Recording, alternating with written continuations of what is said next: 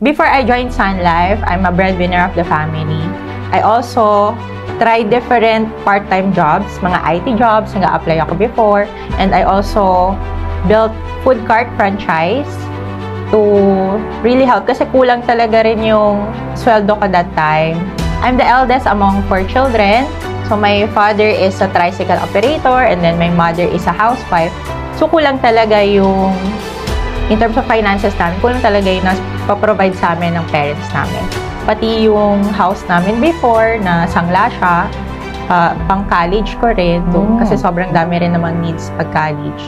Ayun, and then through Sun Life, na-reclaim namin yung property namin ng parents ko.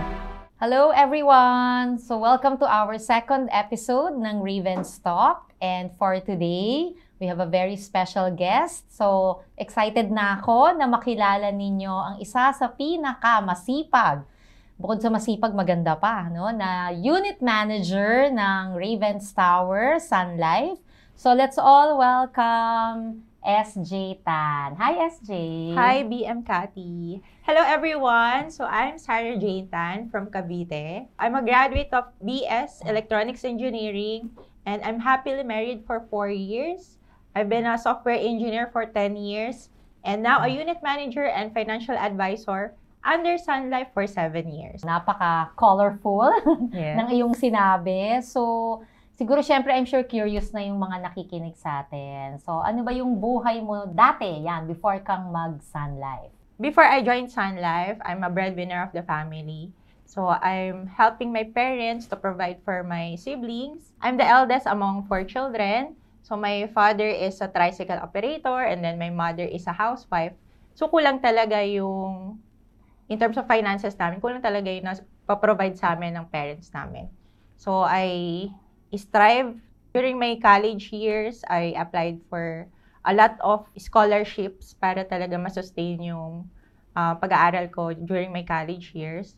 And then, I also tried different part-time jobs, mga IT jobs, nag-apply ako before. And I also built food cart franchise to really help kasi kulang talaga rin yung sweldo ko that time. Until na-meet ko yung financial advisor ko and then also recruited me to become a financial advisor. Ayan. So, grabe talaga yung pinagdaanan mo, SJ. And I understand na parang 4 kayo, no? Na Yes. magkakapatid, and being the eldest, Yes. I know na yung responsibility to help the family.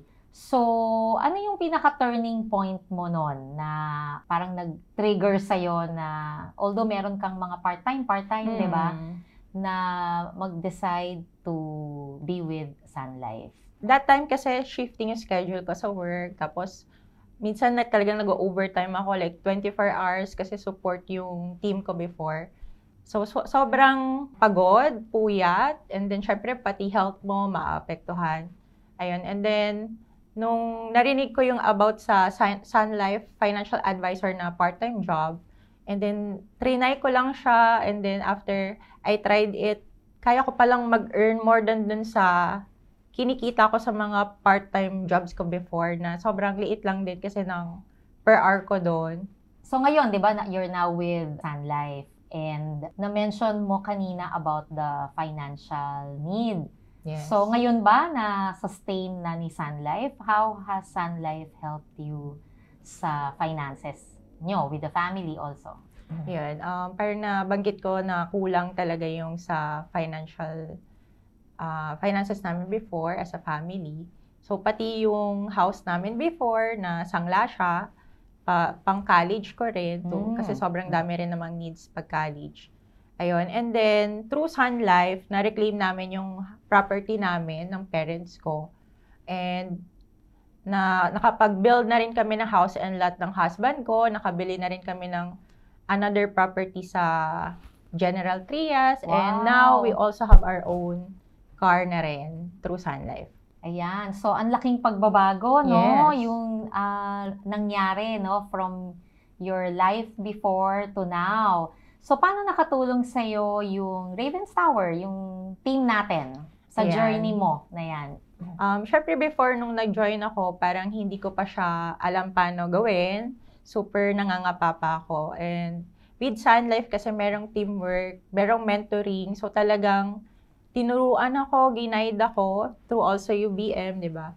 Na hindi nyo kami pinapabayaan sa Ravens Tower para gawin yung mga tasks as a financial advisor, especially para sa mga part-timers like me.